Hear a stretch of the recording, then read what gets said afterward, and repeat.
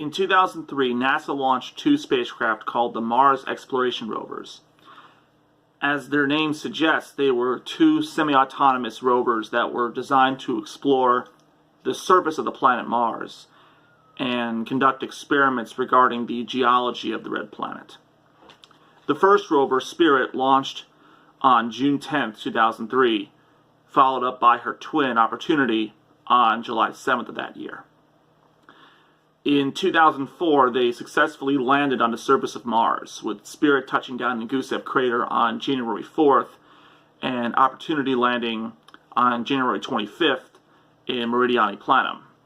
Actually, when Opportunity touched down, it landed in a crater of its own, if you can believe that. Initially, the rovers were expected to last for 90 days.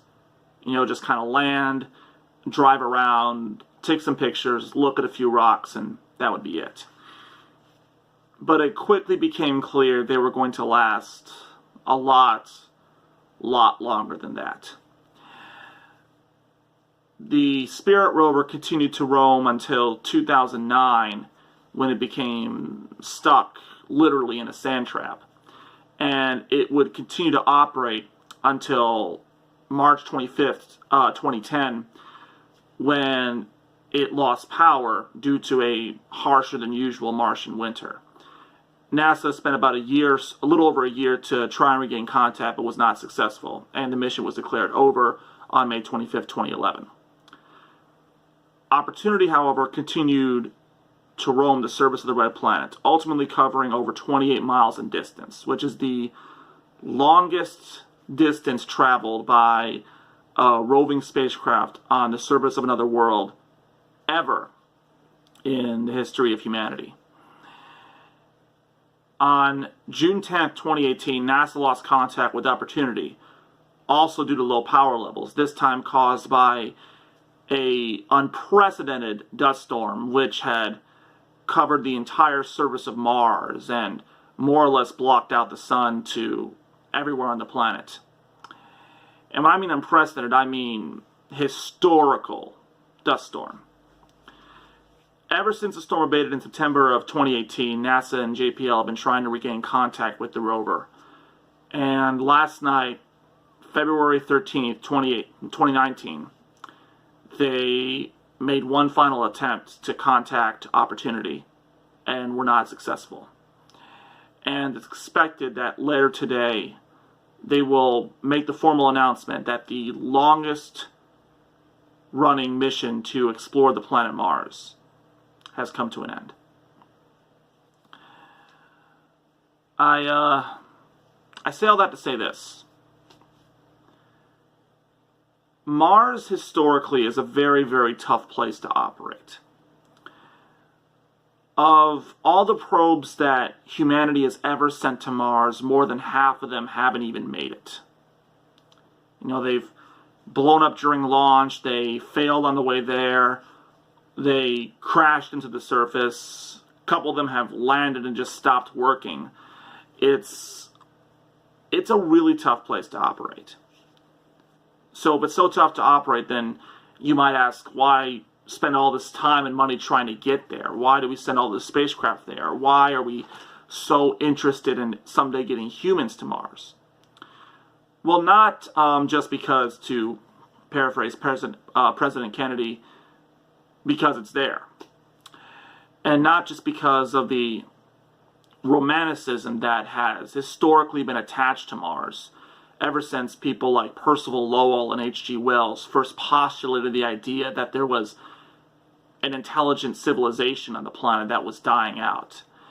Because even when our first probe showed us that wasn't the case, there was still a lot of interest in Mars, and there still is today, because once upon a time, Mars was very much like the Earth. And by exploring Mars, not only can we learn about how Mars got the way it is now, but also about our own world. Where we came from, how life developed here, and what might happen to us in the future. And in that regard, the Mars exploration rovers were an unparalleled success And I would go so far as to call them perhaps the most successful mission we've had to the Red Planet ever. And I'm not just saying that because they traveled so far and they lasted so long, but also because of what they saw and what they learned along the way. Now, I know what you might be saying, like, oh, you're driving around on the planet Mars. How hard can that be? Like, is that really so difficult? Well, to send not one, but two semi-autonomous robots the size of go-karts over 200 million miles into space, to touch them down on a hazardous surface using a landing system that was never properly tested, and you only get one shot to get it right, and anything from a stray gust of wind to a random rock can completely ruin your day. And then to not only have them survive that landing, but to have them travel across this surface, and in the case of opportunity, to roam for 28 miles, a distance record that will not be surpassed for a long time, and to last the better part of 15 years, yes, that is extraordinarily difficult. That's so difficult that if you suggested to anyone who was working on the team that the Rovers would last as long as they did, they wouldn't have believed it. Because I don't think anyone in their wildest dreams would have ever imagined that these Rovers would last as long as they did. And one of them would set a distance record for exploration. But again, it's not just about the records they set, the days they operated, the miles they traveled. It's about what they saw. The reason these landslides were picked out was because we had a reason to believe there was once water there. And keep in mind that a lot of things we know now about the Red Planet, we didn't know back in 2003 or 2004. So a lot of things that we kind of just accept now, like that Mars was once Earth-like, Mars once had water, we didn't know that for sure when these rovers first launched. And when Spirit touched down in Gusev, we landed there because we thought it looked like a giant lake bed from orbit. And well, Spirit took a look around and maybe it was, but maybe it wasn't. Spirit didn't really find a lot of evidence there to support the hypothesis that there was once a lake. But that's okay, because that's the great thing about science, is that you can be wrong. You can look at something and say, oh, it must be this thing, and then it turns out it's not. But that's okay, because now you've learned, why you got it wrong and why you thought it was this one thing, but it was really this other thing, and you can use that knowledge in the future. So now when you come across it again, you're going to be like, well, we thought it was this, but it's actually that, and so that means that this must be going on, perhaps. And it's not that Spirit didn't find evidence of water. It did, but it was just up in the Columbia Hills. When Spirit got up there, it found that there was evidence of erosion there caused by water, and there were certain chemicals there that only appear in the presence of water. So that's the other thing, is that it found evidence of water, but just not in the area where everyone expected it would find water. And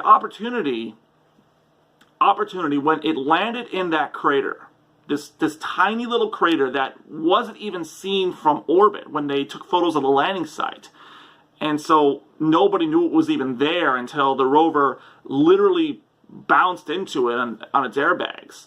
I mean, talk about a planetary hole-in-one. That's why they called it Eagle Crater. I'll never forget this. The very first picture it took when it poked its camera out to take a look around, the very first thing it saw was bedrock. Dried up bedrock, looking right at it. I mean, that was just mind-blowing. I mean, the very first picture, and we have evidence that there was water here, that this was once like this giant ocean or something. It was incredible to get off to that kind of start with this mission, just to land in a place hoping to find evidence of water, and the very first thing you see is something that could only have been there if there was water. And then Opportunity roams around and it finds more evidence of water. It finds, like Spirit did, these chemicals that only appear in the presence of water. These tiny little spherical granules, and we're still not quite sure how they got there, but we're pretty sure they formed because there was water there. And this is where things began to get exciting, because the reasoning went, well, if there was water here, maybe there was life here as well. And that was what Opportunity was really doing in the last part of its mission, as it explored the various craters and hills around Meridiani. It was looking for evidence of life. And whether or not it found any will have to depend on the data when it's fully analyzed, because that's the thing about looking for life on Mars, is that we still don't know really what to look for yet, so the data is inconclusive. Even the experiments the Viking landers conducted to find evidence of life are still inconclusive to this day. But the fact that Opportunity had the chance to look for life only came about because it found all this evidence of water, which is just, it seems passé now because we accept that there was water on Mars at one point. But that's because we landed a rover there and we saw that bedrock and we realized that we were onto something.